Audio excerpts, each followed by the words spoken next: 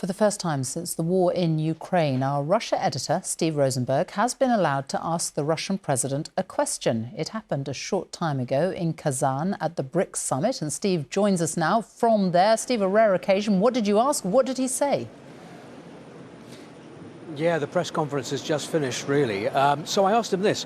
The Brics summit of emerging nations, which Vladimir Putin has been hosting, issued a declaration calling for global security and stability and a just world. And I suggested to President Putin that none of that matched his actions over the last 2.5 years, since his decision to launch the full-scale invasion of Ukraine. I mean, where's the justice in that? In his answer, he turned everything round and accused the West. Here's a part of what he said to me. We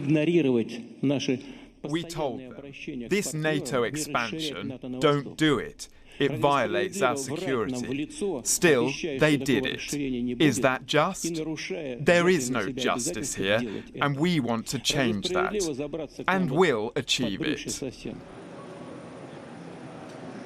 Now, the question of security, I pointed out to the Russian president that Russia was actually less secure since his decision to go to war with Ukraine, because there are now drone attacks regularly in Russian cities.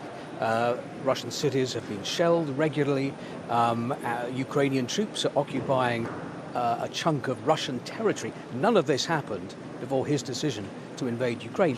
President Putin accepted that this hadn't happened, but in his response he said to me, well, things would have been even worse. He suggested that if he hadn't have acted, and if he hadn't have invaded Ukraine, Russia would have become a second-class state and would have lost its sovereignty, again blaming the West.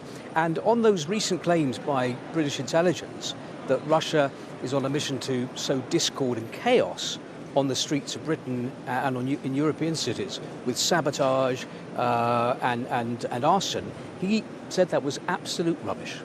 Steve Rosenberg in Kazan.